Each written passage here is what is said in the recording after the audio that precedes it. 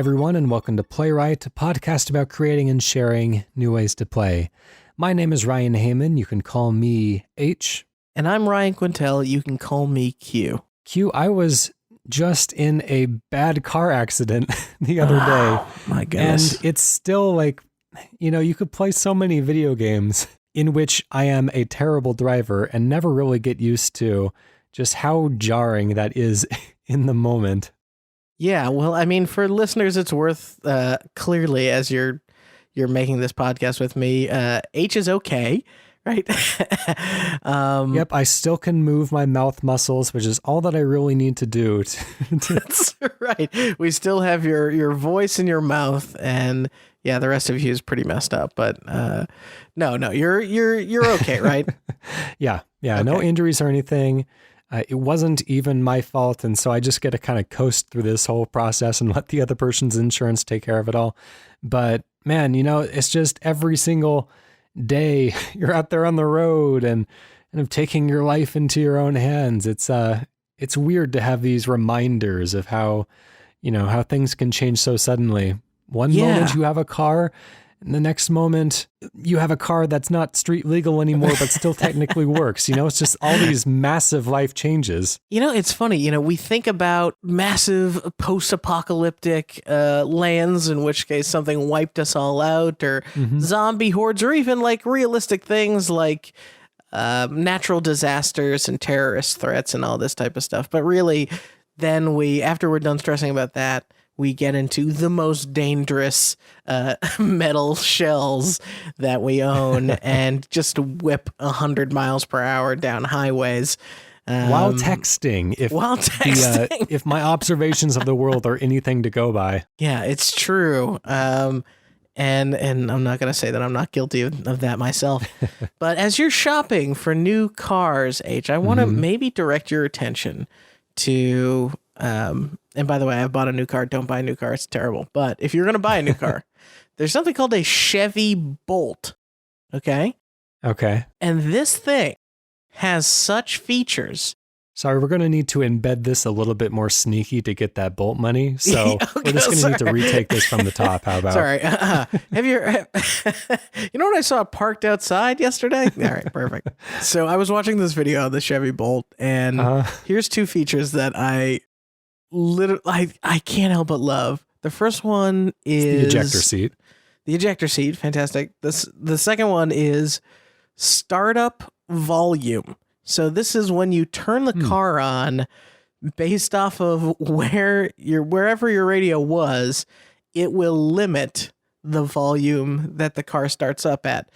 But here's the thing, in a scale of 0 to 50 on the volume scale, it only lets you select between like 23 and 36 or something like that. Wait, so you can't even choose like low volumes. So if you know that you're going to have like your sleeping baby in the car, you have to be playing Megadeth at 23. 23, right. Which is like, why that scale? Where did that limit come from? I just wanted to be in the room when that decision is being made.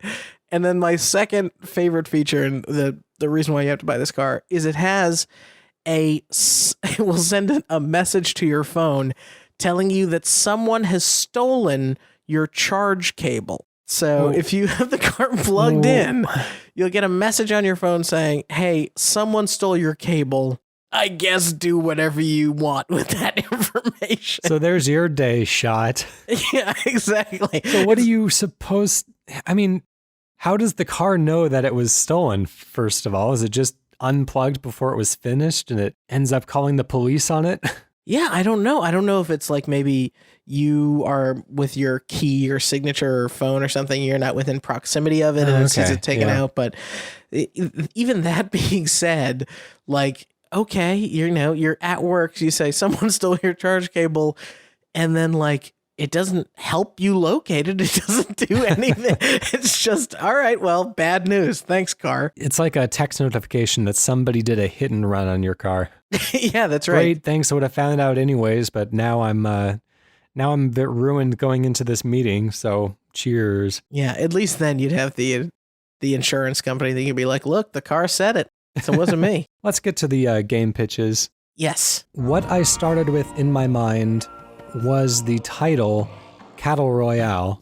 And I was thinking like, hey, this could be like a cool cowboy type of battle royale type, game. 100 cowboys parachute onto the old western plains and ride about and do whatever they do. But then I thought, what do cowboys really do other than just shoot each other? It wasn't really a meaningful upgrade from the standard battle royale model. And so I expanded the livestock to just be a battle royale game, but you're all animals trying to survive and evolve. So it's kind of like Spore, where you start off very simple, and then based on what you choose to eat of the other characters or the plants or whatever, based on the environments that you find yourselves in, based on the skills that you practice, just like in Oblivion, if you jump a lot, then you'll get really good at jumping.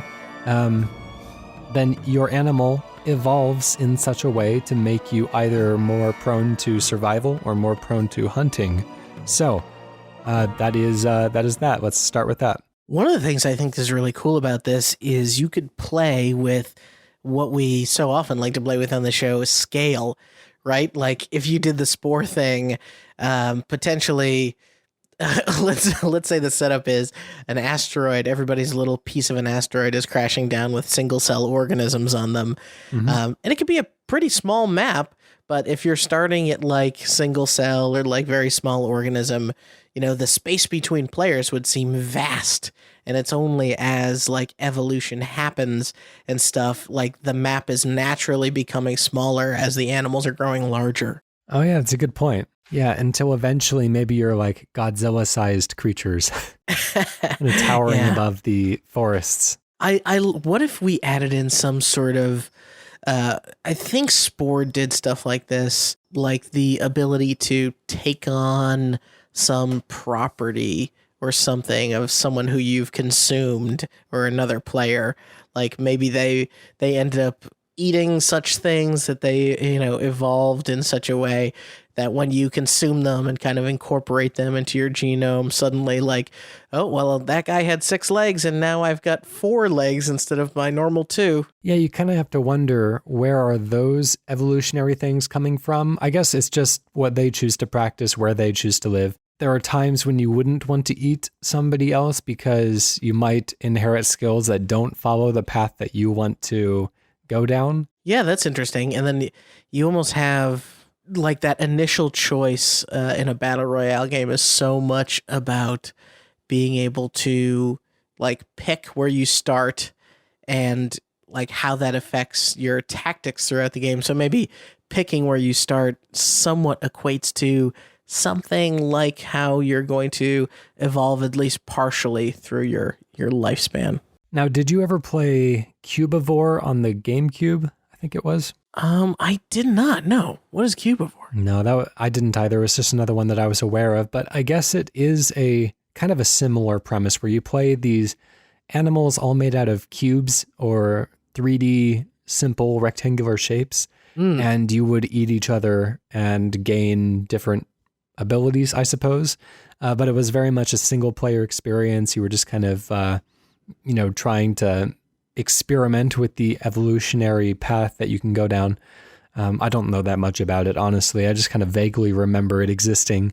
But, this idea of evolution through the encounters that you have as a living creature, there have been various ways that it's been done in the past. And so it's, definitely worth exploring. I'm thinking to myself, if you're kind of going to follow the cadence of, because there's enough battle royale games where you have, although I guess we have one less in the Radical Heights game. Yeah. There's enough variety there to kind of figure out what the like feeling of this would be. And I say that something like PlayerUnknown's Battlegrounds is marked by the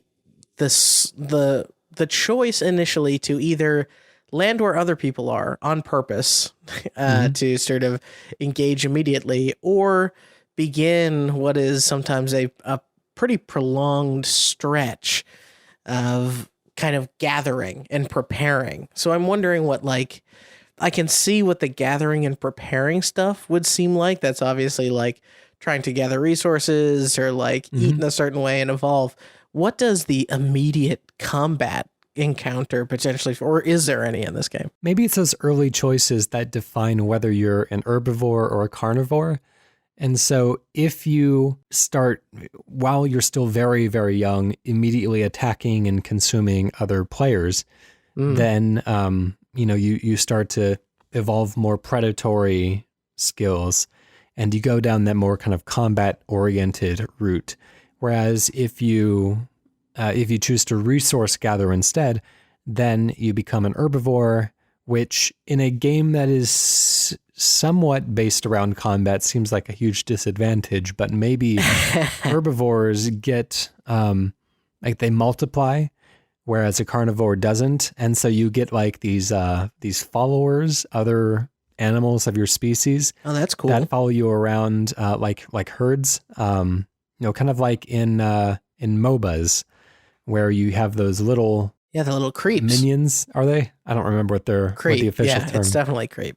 Okay, cool. I think that's really neat. And then because you can be, there are sort of vicious, at least vicious looking herbivores, according to the, dinosaur research and all that stuff. So I think it would be really interesting to give the herbivores, you would almost get like a spies versus mercenaries, type of feel to the almost asymmetrical, like maybe the herbivores are the only ones that can grow the ability to, fly or, climb trees or something, or giving them special abilities that allow them to attack from a distance. And so you have people that are, their natural proclivity is sniping or the long game. They want to make themselves more vulnerable, right, at first in order to get that advantage in the late game. So now you have people thinking about not just what resources are going to be available that they can pick up, but what the strategy they're going to go into the whole thing with. Yeah. So, of course, the late game, they would have the advantage. But, if a carnivore is really on his game, then you could be evolving into, literally a monster, that can just tear through things. And so you have to weigh, which route do I want to prepare for? Because if you evolve the ability to fly, say, then maybe a carnivore can never do that. And then you have that aerial advantage. You can drop things on them from above. It's hard to keep this balanced, I think. It's hard to make this, although I guess Battle Royale games aren't really balanced either when people find the good weapons and they are just better than the players with the lesser weapons. So maybe it's fair. I don't know. I think it is, and especially when you think of the dynamic of somebody going into this game choosing to take the carnivore route and just, playing it for, for their own enjoyment. They just want to cause havoc. Because there's certainly those type of players, and then you would get strategic players. I love the idea of one of my favorite features about Fortnite, and I don't play it regularly. I guess one of my favorite features as an observer of Fortnite is the verticality of the gameplay and the building cover and such. And I like the idea of, turning that into an organic system, whether or not it's you obtain flying and now suddenly, you're really thinking about the map in a very different way if somebody could potentially swoop down like a hawk and get you, or if someone's natural proclivity is to develop armor or, end up becoming really tough. So that from a distance, you're like, oh, okay, as a carnivore, I'm going to go approach this guy and mow down. And then lo and behold, his skin is too thick for just a single chomp to get through. Or you can even evolve the ability to burrow as well and maybe set traps underground. Oh, wow. That's great. Yeah. Or lay in wait. Yeah. And you open up so many things. Like if you wanted to do some sort of rudimentary nest building or something like that, or let some creatures lay eggs and potentially guard them for, have to stay safe for some period of time in order to get one of those little minions or something that spawns, that would be really cool. You mentioned before the battlefield naturally shrinks because we are getting bigger. That's a good hook for pretty much any any battle royale game or any shooter. It's just like on a regular map, everyone grows in size every minute or so. And, just naturally they get bigger. The map seems smaller by comparison, but maybe we can save that for another day because that's a good idea there as well. And I think that you could even do this on a very domestic scale. Like, let's say you took all the complexity out of the sort of evolution and everything. I think you could literally take some sort of interesting creature creator that potentially is built or resourced by things that you earned in matches. And so now you have like the cosmetic / strategic layer already built in to the gameplay loop. And so as someone designs their character, they're kind of playing matches, they're unlocking things like different arms or different legs, different wings, and they're able to customize based on their play history. So people that are, longtime players are heavily rewarded, but then probably only matched with people that have, similarly expensive builds. Well, let's close that one down there. And we will come up with a name for this game. I originally came in with the name Cattle Royale, but that doesn't really fit because we've kind of evolved past the cows only stage that this idea originally held. So you could do DarwinXP, like the operating system and the person. Realize that one of those things doesn't really have anything to do with the idea.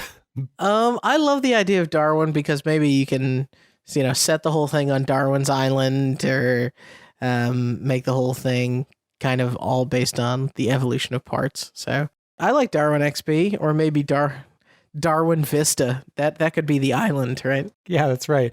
Because that is like a location, a vista, is something that you go out to see. Maybe a blue screen is your ultimate goal. You're trying to get to the skies, Oh, that's perfect. Yes. That's a dead horse that doesn't need beating anymore. Let's go ahead and move on to your pitch for the day. What I'm bringing you this week, H, is an RPG about aging and death.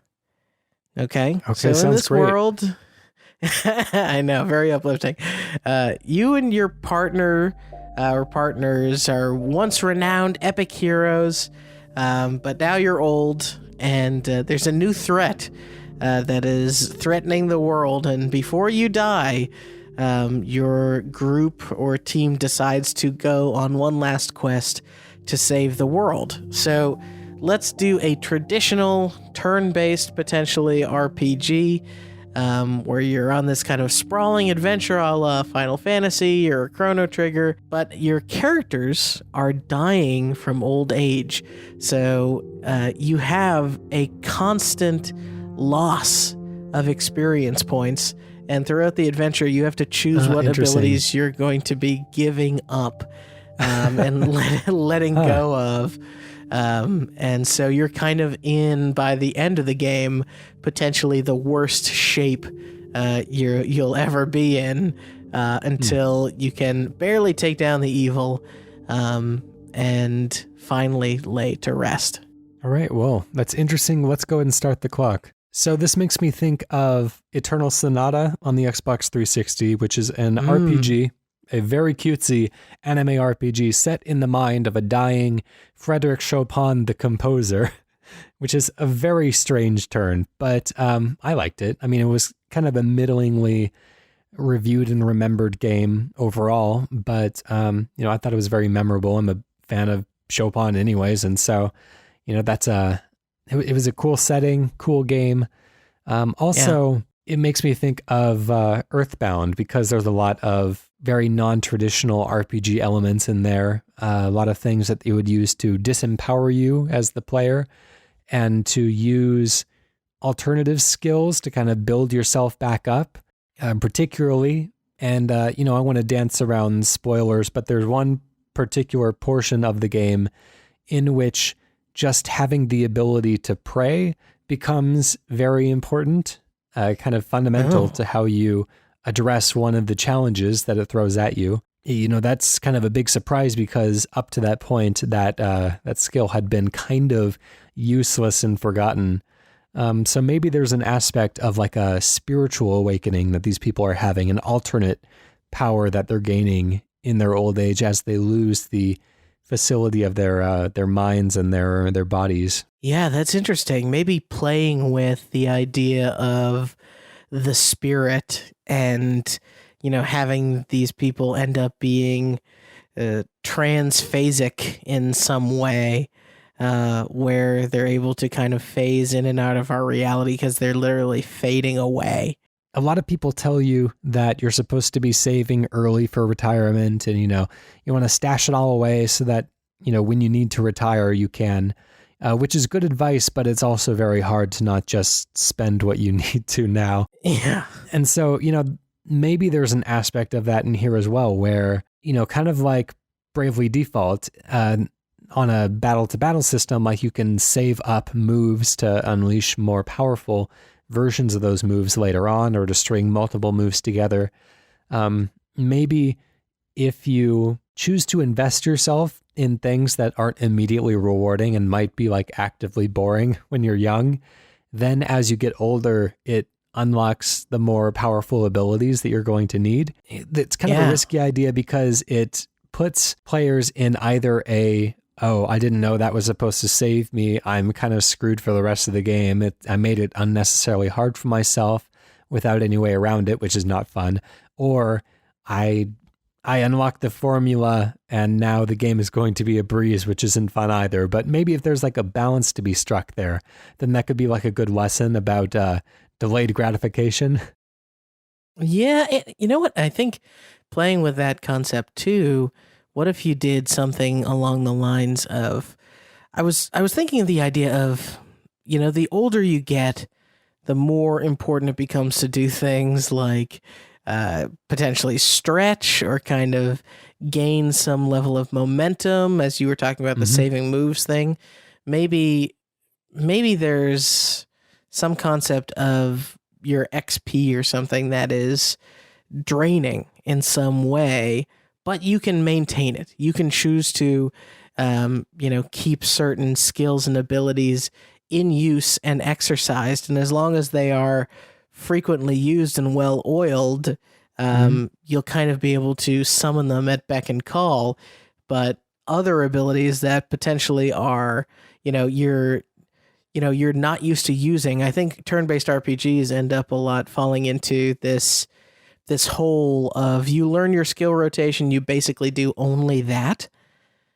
And I wonder what you could do with a system that potentially said, hey, if you don't kind of keep almost anything in active rotation, it's going to be that much harder to get it back. You see, that's difficult because in a lot of RPGs, there's portions of the game where you'll be using certain skills and where you will be not using certain skills because, otherwise it would just be kind of monotonous to be doing essentially the same thing in every battle throughout the entire game. Yeah. And so, for the sake of variety, to require that everyone uses all of their skills at every point in the game to not fall out of practice with any of them it's interesting, but it limits how much variety we're able to put into the game, and it necessitates them playing in kind of a boring way because their play style doesn't change, even if they're getting the maximum variety of content moment to moment. Yeah, they're still getting that same maximum all the time. Hey, that's a good point. So maybe it's more focused around something like if you have an XP pool that's, slowly going down, and you make it so that even, a normal fight can help you, if you're taking on enough of them, stay ahead of the curve instead of running this deficit, then potentially the feeling of, whether it's a random encounter or encountering a bad guy or something, instead of going from, kind of a chore in the late game to, okay, well, what, I need this because this is going to help me keep my skills up. It's going to help me, keep my XP from running too far into the ground. All of these systems are really cool, but I think this would almost work better. And I don't mean to just strip everything interesting out of this game, but if this was more linear in the ways that you would break down over time in a way that the writers could predict and write around, rather than being able to maintain your skills, you start to lose your hearing or your mobility, or maybe you start to lose your memories. And so you start like flashing to various places in your adventure and not knowing how you got there. And, and all these things can be disorienting for the player, and the writer can kind of work around it. But I feel like, if you were able to min-max it and use the right combination of skills to essentially never age, that might teach good lessons. Take good care of yourself while you're young, because you'll think of yourself for it when you're older, but it kind of takes away some of the drama of the story. Yeah, maybe there's some, I'm thinking about all the ways to push it into the realm of being interesting, but not constantly like disincentivizing you to play. And I like the idea of the writers. One of my favorite like small touches, and I can't even say it had a major impact in gameplay, but in Metal Gear Solid 4, Snake is this older character and he suffers from a bad back. So if Snake is crouched for too long in his stealth, he starts to grumble and make some noise as he kind of cradles his lower back, which is great because it's it's very Metal Gear, it's very funny, but at the same time, if I'm not mistaken, I believe his grunt can sort of give away his position, potentially. So maybe what do aging bodies actually go through? It's it's things like vision problems and mobility problems and things not quite performing like how you expect, or like you said, the memory thing. And I think that all of these facets of aging we'll probably explore them more in the next 10 or 20 years in gaming as the developers of these games also get old. As long as our industry continues to treat older people well, or starts to treat them better rather. But I'm like, what system wise could end up in this to make it feel compelling in a way? I would like to point back to an earlier playwright that we did. Actually, we did a kind of a similar, not a similar subject, but we kind of played around in. With the idea of aging and losing some of your faculties. I believe, just looking at episode titles, I think it's Playwright 21, our final community pitch being called Remembrance, where you play as, if I remember correctly, an older woman who is losing some of her memories.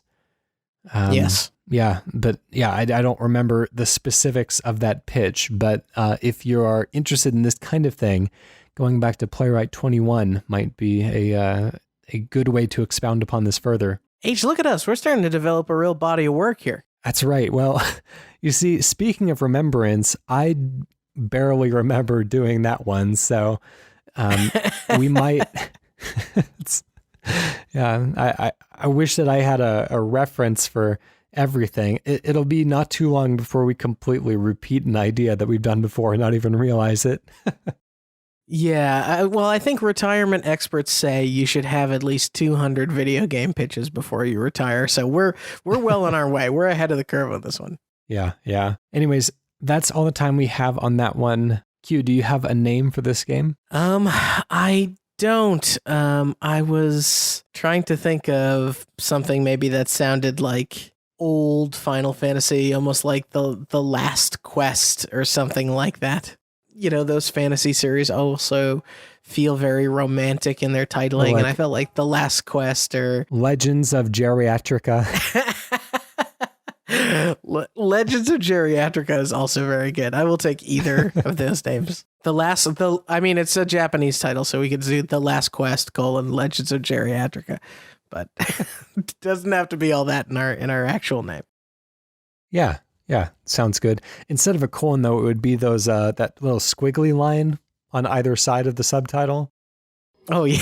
Maybe there would be a word that's weirdly capitalized in the middle. I don't want to grind the show to a halt, but on that topic of game logos, the Assassin's Creed logo is not centered and has never been centered. And now, the next time you see it, you'll never be able to not see it. I'm gonna look that up now. It's just the word. The word is not an even balanced word. Okay, wait, what are you talking about? Because I'm looking at it and I don't really see it. The word Assassin's Creed it's when you have things like a subtitle. So Assassin's Creed Origins, Assassin's Creed Syndicate, they always have to push an uneven amount of letters into like a forced even space. Like the word creed is not actually sitting in the center of the A and the S. The A has to overhang a little bit. Huh. Why is that as a designer? I think it looks better, right? S is a more narrow letter than A, and so you perceive it as being centered, even though it is actually not. Okay, well, but the word ass is, which is kind of nice. little something extra. That's right.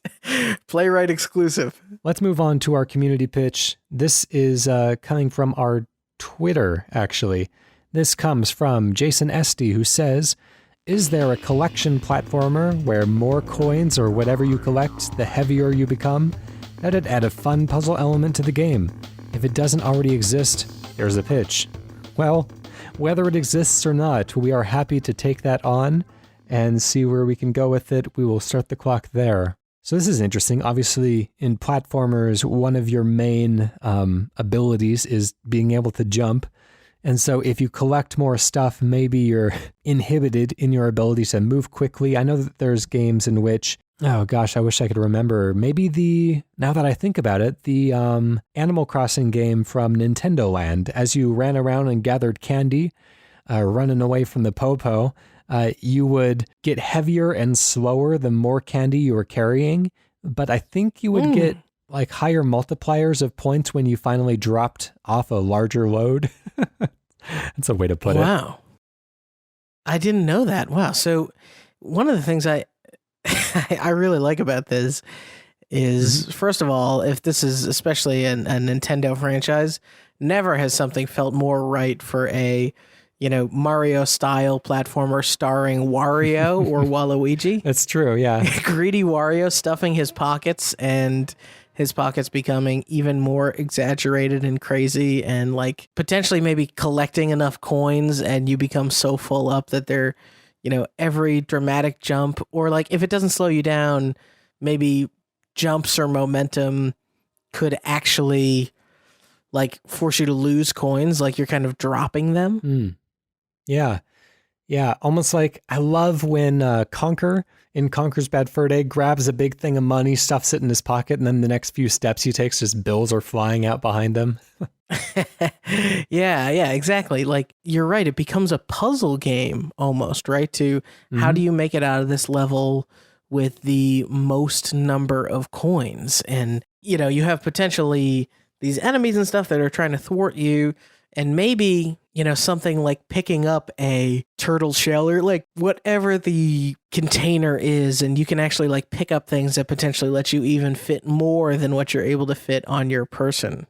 This could also work with food. And, coming to think of it, is that kind of what Fat Princess is, where the princess is, well, maybe not, because that's a game where you're trying to steal the other person's princess and then they can feed the princess to make her heavier. So she's harder to steal. So it's a similar idea, but maybe as you're consuming food, you become more rotund. You start rolling down hills instead of being able to walk down and walk up with ease. But maybe there are advantages as well. Maybe you float if you're larger, whereas you would sink right to the bottom if you were, a skinny little guy. I think that's kind of cool. Like, what kind of properties would a heavier thing have, right? Like, suddenly if you're holding down the run button, like a heavier you takes longer to get going at your maximum speed, but then is like harder to stop.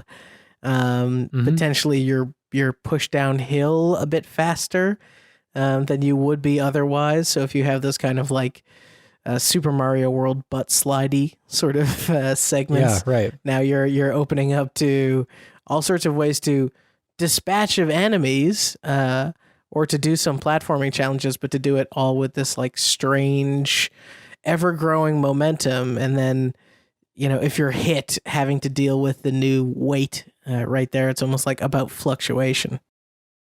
Yeah. Or if this was going back to currency or, something that, the thing with coins is that it takes a lot of coins to really like make like if they were big coins and not bitcoins, but big coins, large coins, and you put one in your pocket, you would just be lopsided on one side.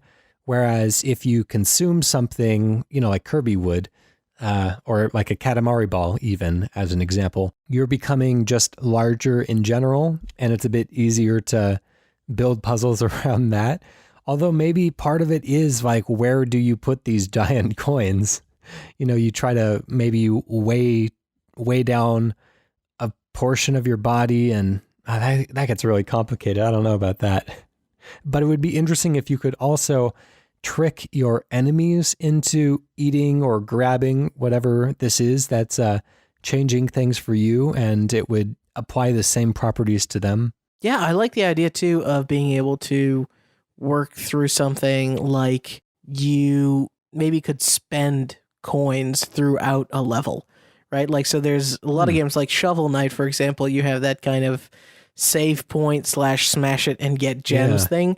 Well, you could kind of do the reverse of that, where you're asking someone to part with some like food or coin, whatever the resource is. You ask them to part with some of that. It does change their weight, but potentially, allows them to have a greater carrying capacity for the remainder of the level or something like that. Sure. Let's think about that. Let's also think about like what kinds of puzzles can we set up with this character of changing weight, changing shape even. Maybe if there's multiple types of collectibles, the way in which you grow or become misshapen is affected, right? Like there's things that you're consuming or collecting that are potentially stretching you taller versus things that are making you wider. And then you have like potentially a lot of varied sort of platforming things, especially if you're physicsy at all, that could be interesting. Yeah, here we go. Maybe this character is a burglar or something, but is kind of a amorphous flubber shape, and it just like consumes everything that it's stealing, but it kind of retains the same shape that object was in. So if it steals the lamp, it would become tall and narrow, and you can just keep shoving items or whatever into that body, and it just kind of grows accordingly. Oh man, what if like visually you're a burglar and you have like a little brown sack that you carry around, right? Or, whatever, and then you're stuffing things in, and as opposed to things doing what they usually do in video games, which is kind of magically disappear into this thing, instead you have it actually filling with volume and stretching like one of those disposable trash bags. You can kind of see the object stuffed in it, and like, okay, you just put a ladder in there. So now you have this big, weird, wonky, tall sack that you're also trying to put other things in. And that kind of not only has a toll on your movement and platforming options, but then potentially you could take those items and then cash them in the middle of a run or something so that you could empty it out and kind of get a reset on your movement.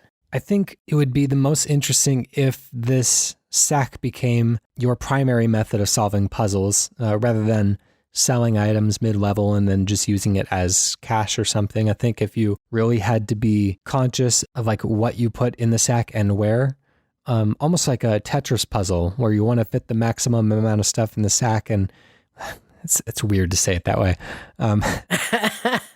And so you are rotating items and squishing them in, just like a Resident Evil inventory system. Oh, that's kind of cool. And so imagine if while you're managing it, right, potentially you put a elongated object.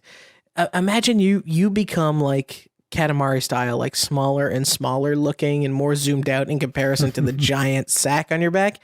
But you could take it off and actually use it to like climb and get to new places, like Grinch style, to like stuff new things in it. Or it could even be kind of procedural, like in Grow Home, where you can climb the sack no matter what. And so you just need it to be in certain shapes. to facilitate you to climb up to higher places.